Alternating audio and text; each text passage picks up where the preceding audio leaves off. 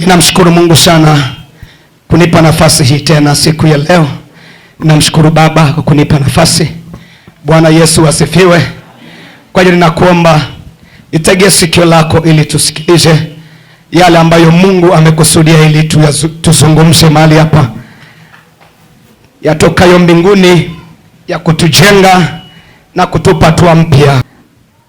Utaandika kichwa cha somo kinasema, ili upate haki yako kwa Bwana kuna vitu vifuatavyo. Bwana Yesu asifiwe. Kuna vitu vitatu nimeviandaa kwa ajili ya siku ya leo. Kitu cha kwanza, ili uweze kuipata haki yako kutoka kwa Bwana, unatakiwa kumkumbusha Bwana. Bwana Yesu asifiwe.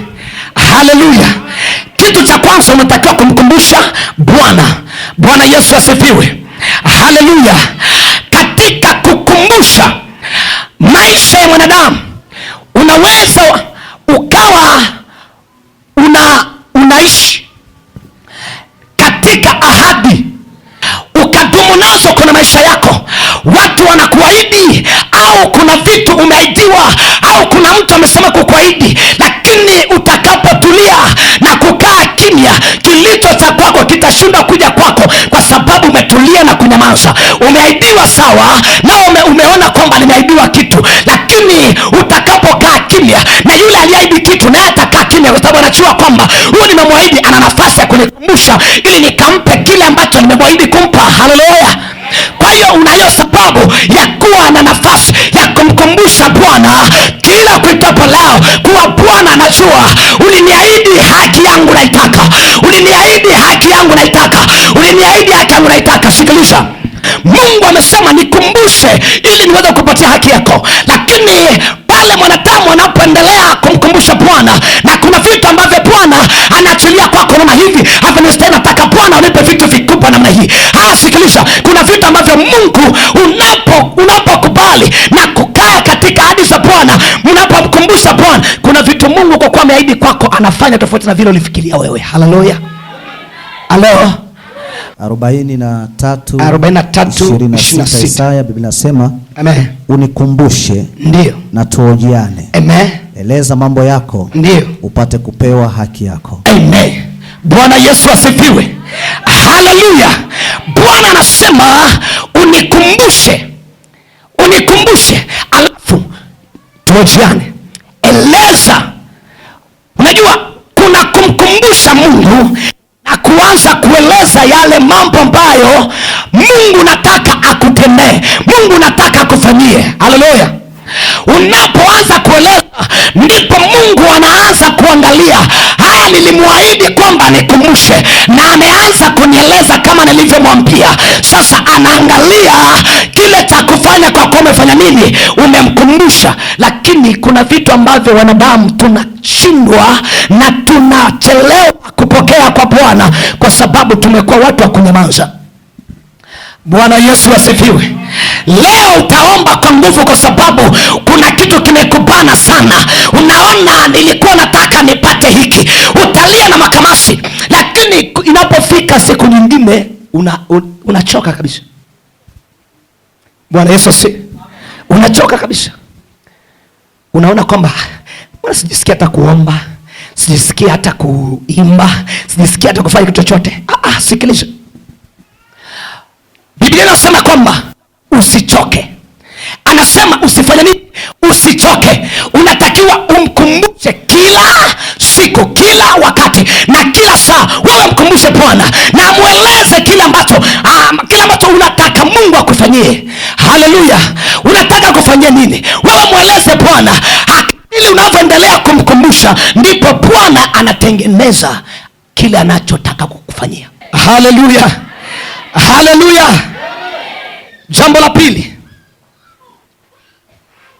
Jambo la pili, uishi kwa imani.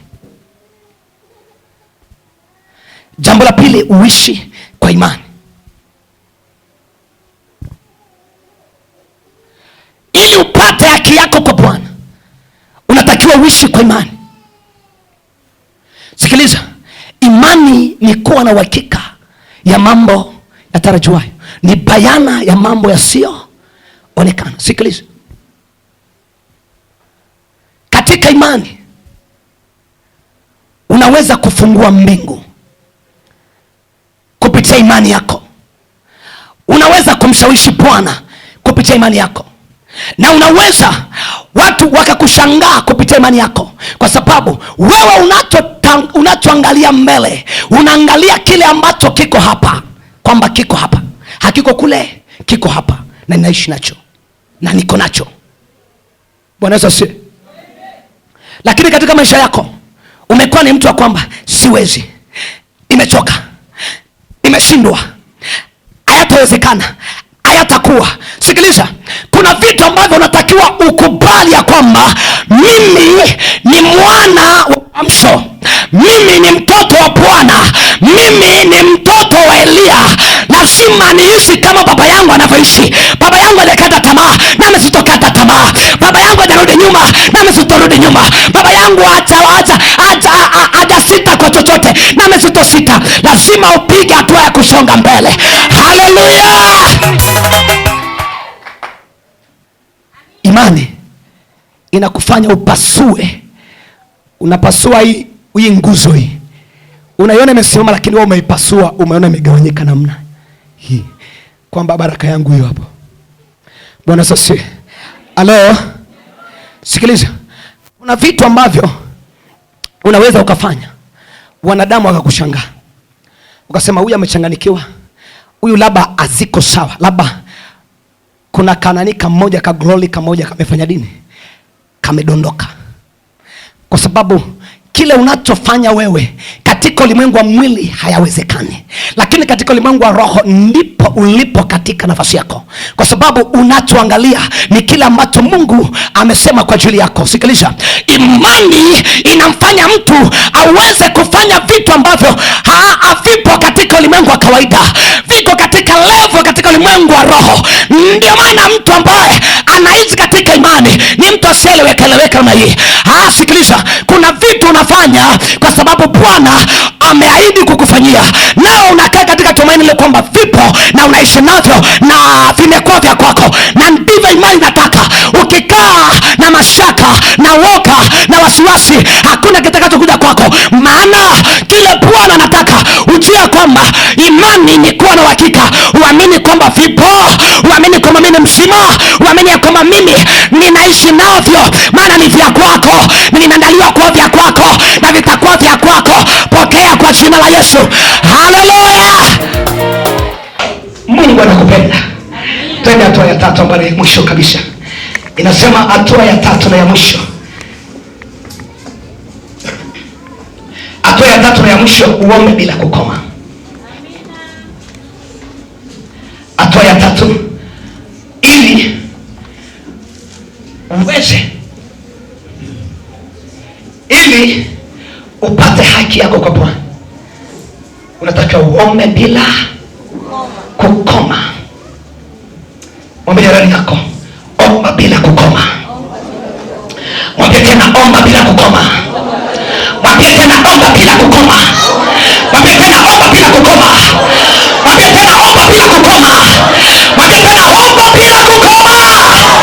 Haleluya! Tusome katika kitabu kile cha Luka 18 mstari wa kwanza hadi 5. Luka 18 mstari wa kwanza hadi 5. Biblia inasema, ndio, akawaambia mfano, ndio, ya kwamba inawapasa kumuomba Mungu siku zote, yes, wala msikate tamaa. Yes. Akasema, palikuwa na kadhi katika mji fulani, yes, hamchi Mungu, ndio, wala hajali watu, yes. Na katika mji huo palikuwa na mwanamke mjane, yes, aliyekuwa akimwendea, ndio, akisema, nipatie haki na adui yangu. Yes. Naye kwa muda alikataa, Alafu akasema moyoni mwake, ijapokuwa simchi Mungu, wala sijali watu, lakini kwa kuwa mjane huyu ananiudhi, nitampatia haki yake, asije akanichosha kwa kunijia daima. Bwana akasema, sikilizeni asemavyo yule kazi dhalimu. 7. Na Mungu je, hatawapatia haki wateule wake wanaomlilia mchana na usiku, naye ni mvumilivu kwao? Nawaambia, atawapatia haki upesi. Walakini atakapokuja Mwana wa Adamu, je, ataiona imani duniani? Amen. Amen. Tushetu hapo baba. Bwana Yesu asifiwe. Haleluya. Bwana Yesu asifiwe. Haleluya. Tunaona jinsi ambavyo maombi, unapoendelea kuomba, jinsi ambavyo milango inafunguliwa, kwa sababu umeendelea kuforce, umeendelea kuomba, umeendelea kuomba, umeendelea kuomba, umeendelea kuomba. Sikiliza, Yesu akatoa mfano kwa yule kazi ambaye yule mjane aliyekuwa akienda akimwomba ili apate haki yake. Sikiliza, Mungu utakapomwendea kila siku, kila wakati, kila saa, ukimwomba Bwana, Bwana anataka nitendee hiki, Baba nataka unifanyie hiki, Baba nataka hiki, Baba nataka hiki, Mungu lazima atasimama aangalie kwamba ni nani anaomba. Kwa sababu ameomba, ni lazima afungue milango ya kuachilia kile unachokiomba na akakupa, kwa sababu fanya nini?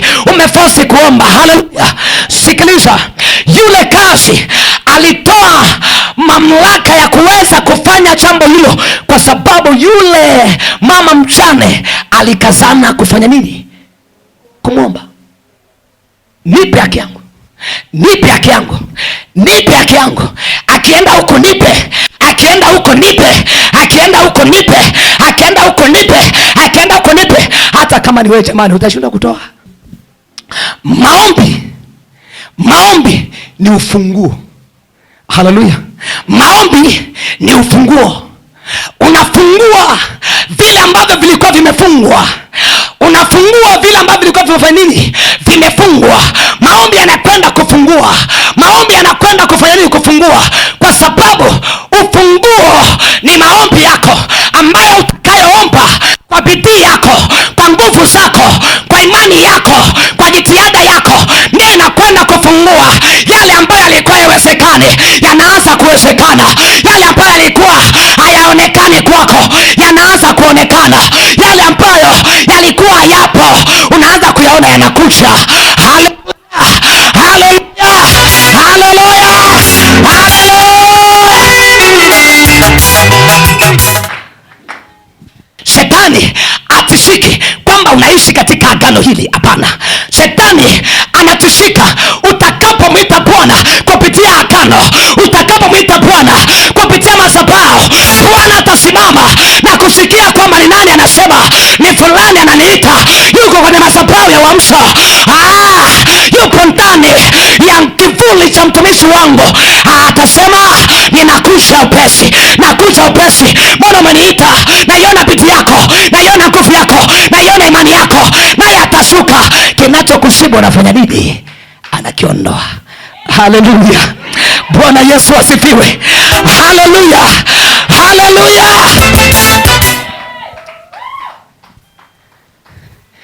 Mwambie changamka, mwambie changamka, mwambie changamka tena. Haleluya. Bwana Yesu asifiwe. Mzigo ulionao unaujua wewe, na utasimama kwa Bwana ukimwambia Mungu, nataka unitetee hapa, unishindie hapa, unifanyie hapa, nataka uniuliwe hapa. Haleluya. Paza sauti yako kwa Bwana. Haleluya. Sasa unaambia uniombee, na wewe unaanza kuomba, Baba katika jina la Yesu. Umeshomba maombi yako, umededa, umechoka. Unaweza shosi yangu anasema nimuombe. Baba namwombea, namwombea, namwombea Baba, namwombea. Sikiliza, Mungu anasimama na mtu ambaye anajitambua. Ukijitambua, Mungu anaanza kukuangalia. Unachokifanya unamaanisha, unachokifanya unamaanisha kwamba unafanya nini. Haleluya. Utakapomwendea Mungu, nataka unipe hiki, Mungu anaanza sasa kusema, mwanangu amesema anataka hiki. Sasa anaanza kuangalia, kinakustahili leo, kesho kutwa au siku nyingine. Bwana Yesu asifiwe. Akiona kinakustahili leo, kwa kuwa umeomba anakupatia. Akiona kinakustahili mwezi ujao, anaanza kukuandalia mazingira kwamba mwanangu, sipe moyo, kesho unaipata. Sipe moyo, siku nyingine inakuja. Sipe moyo, viko karibu vinakuja. Kwa sababu ya bidii yako, ndiyo anaanza sasa kukusanya kile kije kwako. Bwana Yesu asifiwe. Haleluya. Mungu awabariki.